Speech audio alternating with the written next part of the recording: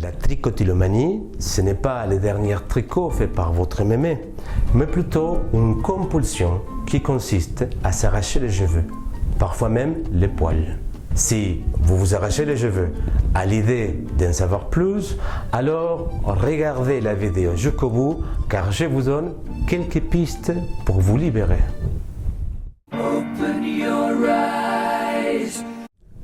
La tricotylomanie est un trouble qui consiste à s'arracher les cheveux, mais parfois aussi la barbe, les cils, les sourcils, les poils pubiens. Ceci peut entraîner à la fois une allopathie provoquée, c'est-à-dire une calvitie si la zone d'arrachage c'est la tête. La tricotylomanie touche d'abord les femmes que les hommes. Elle peut apparaître de façon spontanée, c'est-à-dire sans raison apparente, ou alors suite à un choc émotionnel ou psychologique important. Elle peut être épisodique ou continue, et si certains auteurs parlent d'une mutation génétique comme étant à l'origine de la tricotylomanie, à ce jour, dans ce sens, rien n'est éprouvé. Enfin, sachez que s'arracher les cheveux de façon compulsive peut être à l'origine d'une grande détresse émotionnelle.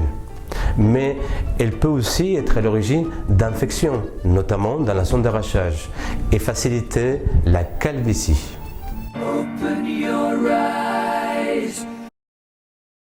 Il arrive que des gestes devenus automatiques à force de les répéter semblent difficiles, voire impossibles d'être stoppés. Ils se font au-delà de toute pensée consciente, ils se font alors inconsciemment. Dans certains cas, la tricotylomanie peut être en réponse au stress et à l'anxiété. Il est important de savoir que la tricotylomanie peut aussi avoir une fonction, c'est-à-dire dans certains chocs émotionnels importants ou psychologiques. L'effet d'arracher les cheveux permettrait à la personne d'être focalisée davantage sur les gestes que sur ses pensées. D'un point de vue psychanalytique, on avance que les cheveux sont associés à la féminité.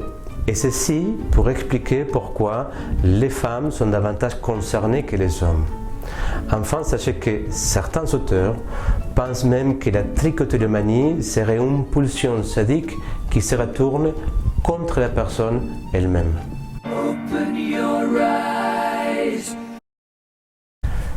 Les astuces suivantes, combinées avec une bonne dose de motivation, devront permettre au plus grand nombre de se libérer de la tricotylomanie.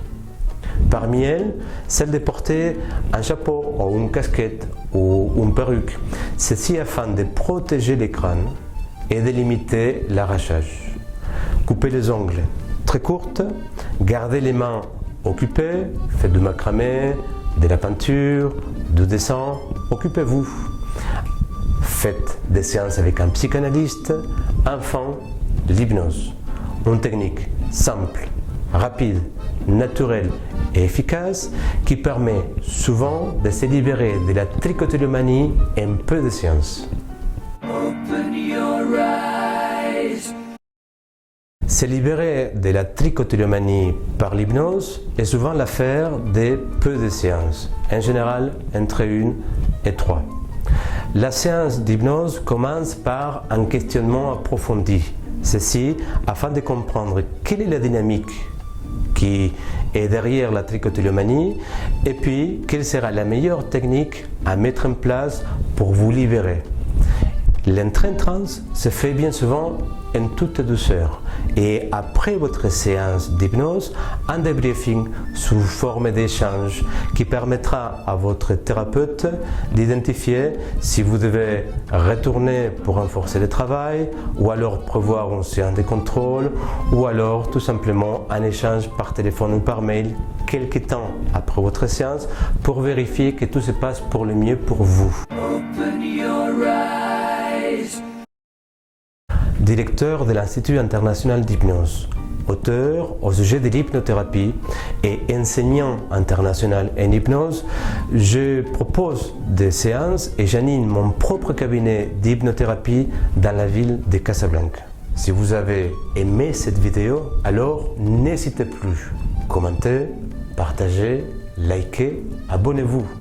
Et si vous n'avez pas apprécié notre travail, alors aidez-nous à nous améliorer. Envoyez-nous vos commentaires et nous ferons le nécessaire pour améliorer notre travail. Is this the real life? Is this just fantasy? Caught in a landslide.